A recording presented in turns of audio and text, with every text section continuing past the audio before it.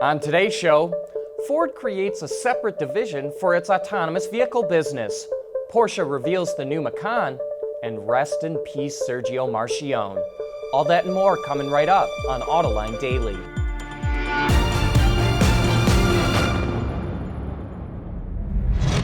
This is Autoline Daily, the show for enthusiasts of the global automotive industry. And we start out with sad news today. We learned that Sergio Marchionne has died. The former CEO of Fiat Chrysler and Ferrari underwent surgery 3 weeks ago to remove a cancer in his shoulder. But during the operation, he reportedly suffered an embolism or blood clot that led to a stroke. That in turn led to irreparable brain damage, and he was put in a coma. And now he has succumbed to that. It's a tragic end to a brilliant career, and Sergio Marchionne has definitely earned himself a chapter in the automotive history books.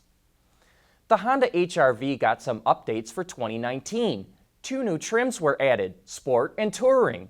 Sport will be mid-level, sitting between the current LX and EX trims, and Touring will be the new top-level model. The restyling includes new bumpers, headlights, taillights, and a new grille. The 6-speed manual transmission has been dropped entirely, while the CVT has been revised to make gear changes smoother. The HR-V starting price is $21,515, and the Touring trim starts at $29,535, including destination charges. Back in March, we reported that General Motors would launch a beta program, like an Airbnb service for cars. Well, now Peer Cars is underway. GM customers can list their own vehicles, model year 2015 and newer, on the company's Maven car-sharing service. For GM and its customers, it's a win-win. GM doesn't need to keep as many cars on the books, and customers can make a little extra cash by renting out their cars. The service is first available in Ann Arbor and Detroit, Michigan, and Chicago, Illinois, and additional U.S. markets are planned for the fall. You know, there's a lot of activity with autonomous vehicles today. We'll tell you the latest news right after this. Autoline Daily is brought to you by Bridgestone Tires, your journey, our passion. Dow Automotive Systems, advanced materials that deliver better results. And by Lear, a global leader in automotive seating and electrical systems. Current automated driving systems are pretty sensitive, forcing the driver to take over at the first hint of uncertainty. But the supplier Bosch is working to make those self-driving features available for longer. It announced a predictive road condition service that provides weather data to the automated system, so it has a better idea what's in store ahead. This way, the vehicle can adjust its speed for the conditions or have a better idea when to hand the controls back over to the driver. In the future, Bosch says connected vehicle data will be added to the service to make it even more accurate. The road condition service will be rolled out worldwide in 2020. Ford just created a separate division for its self-driving business called Ford Autonomous Vehicles, which will be primarily based at the company's Corktown campus in downtown Detroit. Sharif Marakbi, who is currently Ford's VP of Autonomous Vehicles and Electrification, is the CEO of the new division. Ford plans to invest $4 billion in its autonomous efforts through 2023 and says the new unit will help accelerate its autonomous technology development. And speaking of autonomous cars, last year Daimler was one of the first companies to join Chinese tech giant Baidu's open autonomous driving platform called Apollo. And now the two companies are expanding that partnership. Daimler is currently testing self-driving cars in China with Baidu's system, and under the new agreement, it will add more tests. Daimler will also integrate Baidu's connectivity services into its infotainment system. And be sure to join us for Autoline After Hours tomorrow afternoon. Our special guest is Diane Flisch-Schneider, the Executive Director of the Concours d'Elegance of America, who will be talking all about the classic cars you can expect to see at this weekend's event in Plymouth, Michigan.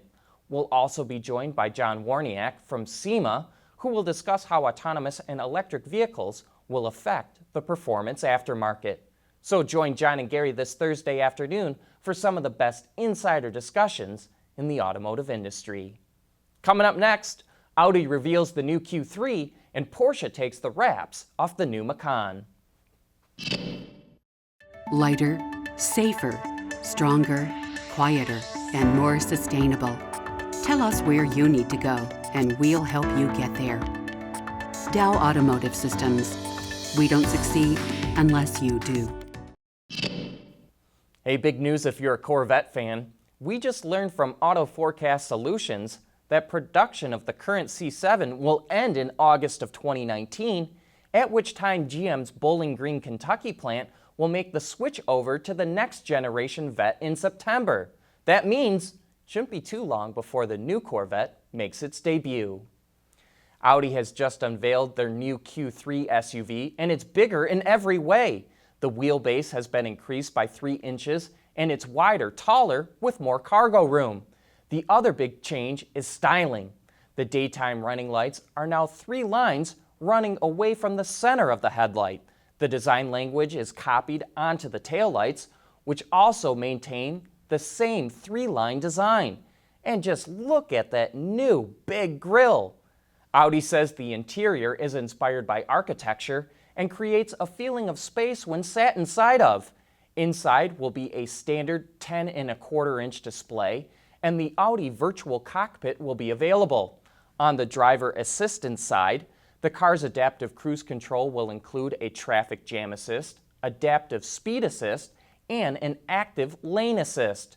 Globally, there will be 3 4-cylinder gasoline engines on offer, as well as 1 diesel engine. American model specifications will be announced closer to the new Q3's launch in 2019.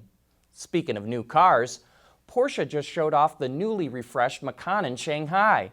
The design team reworked the front fascia, adding horizontal lines across the grille and side vents with the hope of making the front end look wider. A new LED light bar that extends the length of the rear also helps accentuate width, and LED headlights are now standard. As for the interior, it sees a new 11-inch infotainment screen, redesigned and repositioned air vents, and an optional steering wheel that looks like it came from a 911. Porsche also fine-tuned the chassis to make it more neutral while maintaining stability and improving comfort. This particular model you see here is exclusive to the Chinese market, but other models and markets will follow throughout the year. But that's it for today. Thanks for watching. Please join us again tomorrow.